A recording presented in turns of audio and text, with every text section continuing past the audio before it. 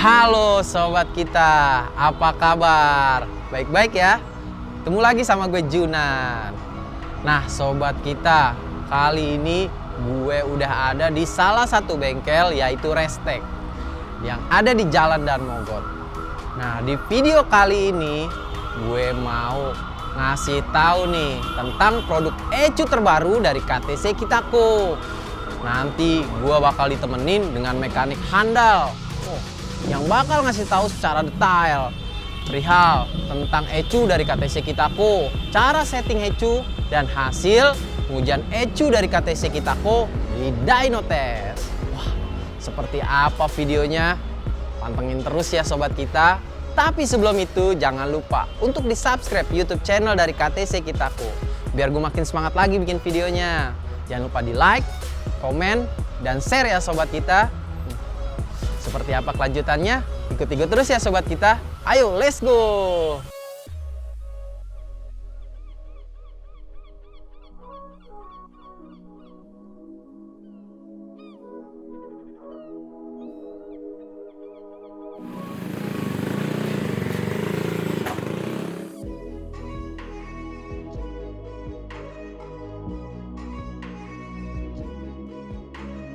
Sekarang kita langsung pengujian ECU terbaru dari KTC Kitako. Nah, ini dia ECU-nya. Nah, pastikan terdapat logo KTC Kitako di dusnya dan terdapat kode QR-nya seperti ini sobat kita. Paham ya? Nah, sekarang mekanik kita sudah pada bersiap-siap nih. Kita langsung aja tes pengujian ECU terbaru dari KTC Kitako. Pantengin terus ya video-video menarik dari KTC kita. Oke sobat kita, ikut-ikut terus ya. Let's go. Oke, selamat siang sobat kita. Nah, hari ini kita sudah ada ECU KTC Kitako yang versi Pro. Jadi kenapa kita beda ini versi Pro? Karena ECU ini ECU standalone yang prosesor speednya lebih tinggi dari ECU yang kita tes kemarin. Nah, ECU ini bisa digunakan dari motor standar hingga motor modifikasinya yang jauh lebih berat. Mungkin seperti bore up, stroke up dengan injektor lebih besar atau dengan koin yang pengapian lebih besar dan macam-macam. Jadi kita unboxing aja.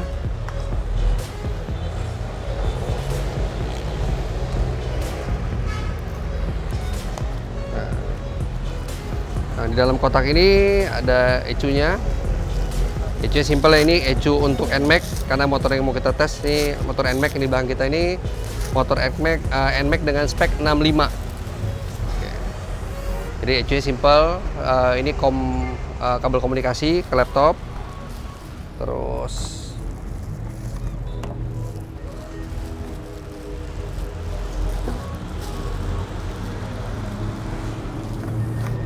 ini kabel extensionnya. Kabel extension ini satu untuk kabel komunikasi ke laptop yang bisa dibeli secara terpisah. Yang satu ini untuk kabel input lambda. Jadi kalau kita menggunakan wideband sensor, kita bisa connect ke sini untuk bisa dibaca langsung lewat user interface-nya dari laptop. Langsung aja kita coba. Sangat mudah dipakai. Saya udah pakai ini kurang lebih 1,5 tahun. Sekarang kita buat tutorialnya gimana cara penggunaannya. Oke, lanjut aja.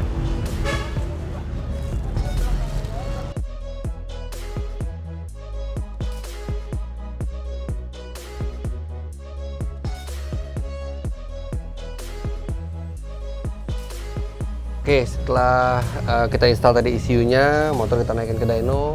Ini ECU baru, jadi base map-nya belum ada sama sekali. Memang base map-nya ada untuk motor standar atau untuk motor bore up belum ada.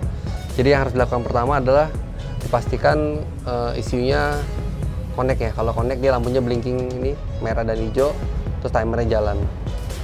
Terus untuk awal, karena di dalam ECU-nya sudah ada base map, kita tarik ECU. Ini read data, ECU parameter, jadi kita membaca data, menarik data yang udah ada di ECU ke laptop. Begitu sudah, tahap yang pertama harus kita lakukan adalah mengkalibrasi TPS.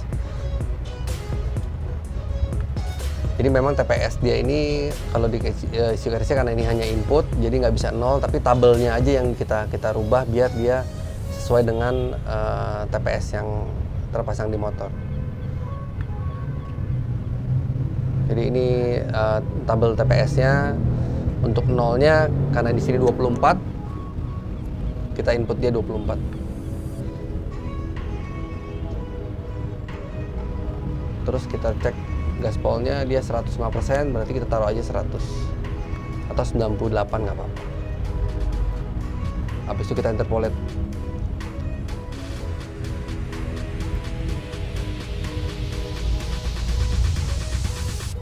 Oke, setelah itu hampir tidak ada pengecekan lain, hanya kita bisa merubah tabel RPM. Jadi ini tabel fuel kita.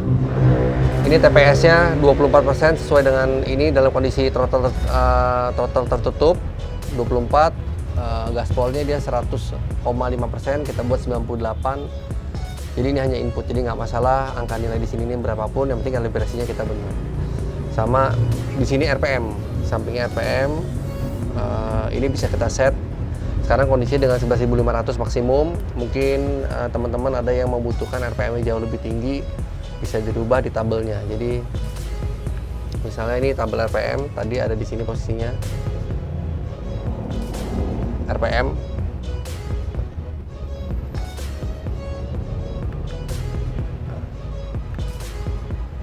Ini kita bisa rubah, mungkin kalau motor-motor bore up yang suka balap bisa dengan sampai 12.500. Habis itu kita interpolasi aja ke bawah. Interpolasi menggunakan A.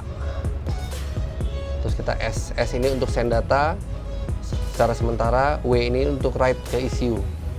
Jadi kalau kita menggunakan S, dia hanya masuk ke sementara saja, tapi kalau kuncinya kita matiin, filenya akan hilang. Tapi kalau kita masukin, kita tekan W atau ECU save yang ada di layar, itu permanen, di burn ke memorinya ECU. Setelah itu hampir tidak ada settingan lain, mungkin mau setting RPM limit, di security setting RPM limit sekarang kondisinya 20.000 karena dia base map, jadi kita kurangin sampai dengan mungkin 11.500 atau 12.500 sesuai dengan RPM table. Nah, di sini banyak feature-feature lain seperti apabila overheat dia akan ngelimit RPM, apabila motornya overcharge akan ngelimit RPM juga. Jadi banyak proteksi di security setting yang bisa mengamankan motor kita jangan sampai terjadi kerusakan yang sangat parah. Kalau itu sudah begitu, kita coba hidupin motornya, kita buka fuel map.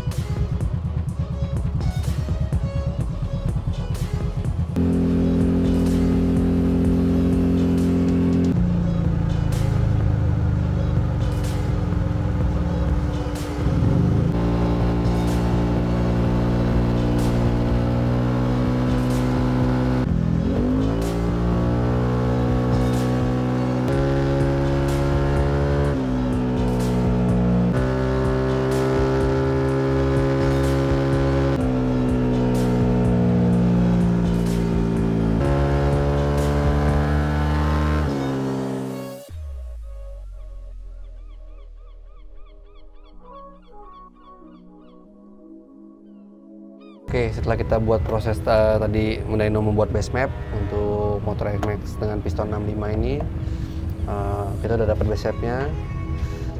Mungkin saya mau jelasin sedikit posisi fuel map. Fuel mapnya tadi waktu kita saya udah ajarin cara ngerubah TPS sensornya sama tabel RPM di bagian atas. Habis itu kita ke fuel supply. Fuel supply ini adalah fuel map. Fuel mapnya di sini. Ini adalah fuel mapnya dari ECU ini sendiri. Dia angkanya 0 sampai 100 lebih. Terus dia posisi tuningnya berdasarkan RPM versus TPS. Bisa dirubah juga menggunakan manifold absolute pressure. Tapi kalau untuk motor matic saya rasa lebih gampang menggunakan TPS sensor dan lebih akurat ya. Karena kalau kita menggunakan MAP ada segmen tabel tertentu atau pixel tertentu yang kita harus tuning TPS-nya juga. Jadi kalau untuk motor matic saya rasa TPS lebih akurat. Dan di sini ada kompensasi juga, kompensasi bensin terhadap temperatur mesin. bensin terhadap temperatur udara yang masuk. Ini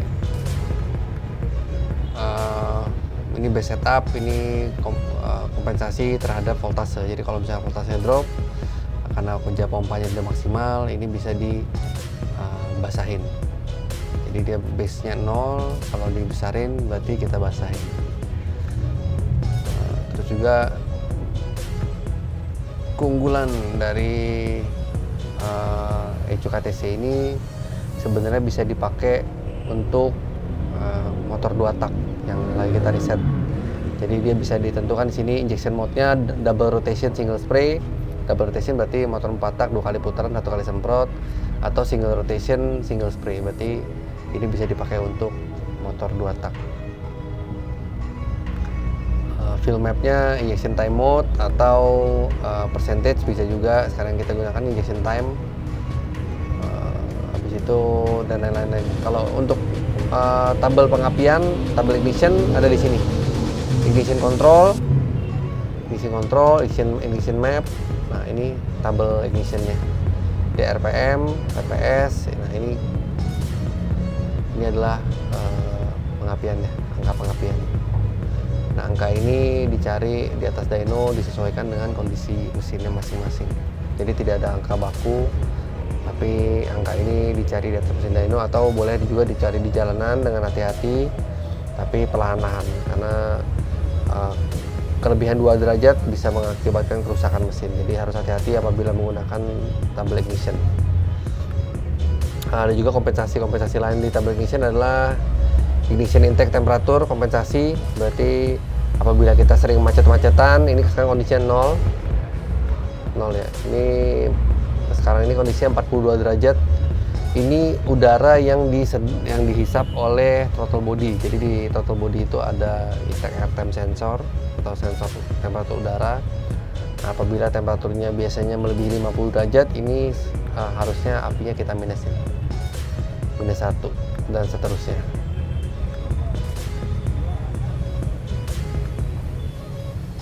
Ini untuk mengurangi resiko kerusakan mesin. Oke, terus untuk yang lainnya sama pengapiannya juga bisa single point double rotation atau bisa juga single rotation single point. Berarti ini bisa digunakan untuk menjadi pengapiannya motor injeksi. Itu kelebihannya. Dan kalau yang lain-lain saya rasa base setupnya sudah cukup baik, tidak perlu banyak yang dirubah. Mungkin kalau misalnya ada pertanyaan advance atau apa, nanti bisa ditanyakan langsung ke saya secara pribadi. Saya mudah-mudahan bisa menjelaskan secara gampang. Tapi kalau yang lain-lainnya cukup simpel dan sangat dimudahkan, sangat mudah dipakai. Tadi kita coba bikin base map ini mungkin nggak sampai 30 menit ya, kayaknya 30 menit. Jadi menurut saya kalau untuk bikin base map nggak sampai 30 menit itu berarti sudah isinya secara speed, prosesor speed juga udah baik, secara penggunaan user interface-nya juga sangat mudah, jadi mempercepat waktu, karena waktu adalah uang. Kalau kita lihat mesin dyno terlalu lama, kita membuang waktu dan membuang energi yang banyak. Jadi ECU-nya rekomen, saya udah pakai selama hampir 2 tahun, nggak pernah ketemu ada masalah. Prosesornya juga sangat reliable, nggak ada problem. Hardware-nya juga bagus. Secara software kita terus pengembangan, kita coba cari apa yang dibutuhkan di segmen harian, touring ataupun balap. Jadi kita terus mengembangin software-nya, user interface-nya untuk menjadi lebih baik. Oke, kurang lebih begitu dari saya. Nanti mudah-mudahan kedepannya kita ada membuat video yang lebih advance, karena ini saya anggap basic. Apabila ada pertanyaan mungkin nanti bisa ditanyain langsung ke saya di IG ataupun di nomor WhatsApp. Oke, itu dulu dari saya. Selamat sore.